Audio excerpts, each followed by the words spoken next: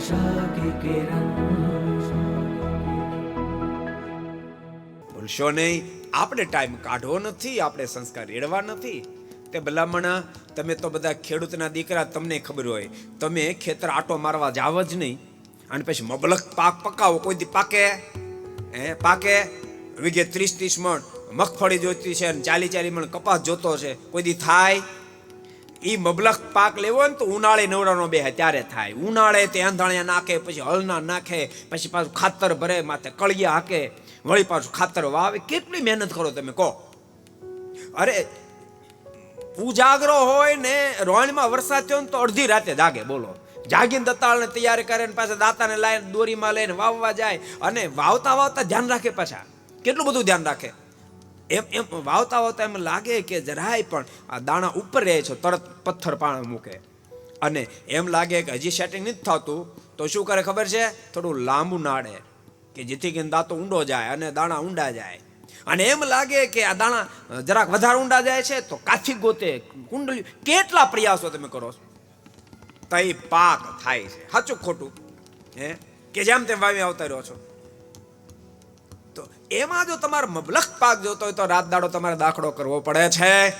ભૂલતાની એનું એ જ ખેતર, એની એ જ જમીન, બાજુ બાજુ બે હગા ભાઈ, એક મહેનતો ને એક આળસુનો સરદાર હોય તો એક ને વીઘે 20 મણ થાય, બીજાને 3 મણ થાય.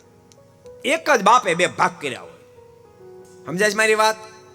તો ખેતીમાં તમે મહેનત ન કરો તો તમને ઉપલબ્ધિ ન થાય તો તમારા સંતાનો પણ મહાન બની શકે છે.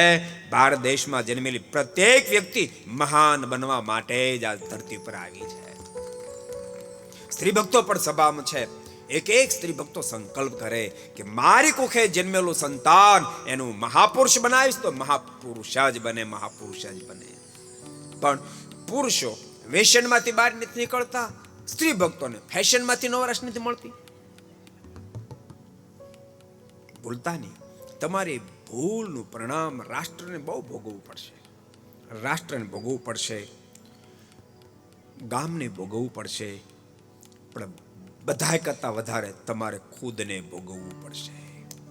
રાષ્ટ્રને ભોગવવું પડશે, ગામને ભોગવવું પડશે, પણ બધાથી વધારે કોને ભોગવવું પડશે?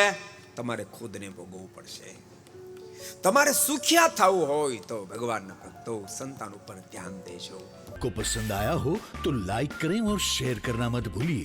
सब्सक्राइब करें सरदार कथा चैनल को और बेल आइकॉन पर क्लिक करना मत भूलिए लेटेस्ट वीडियो सबसे पहले पाने के लिए.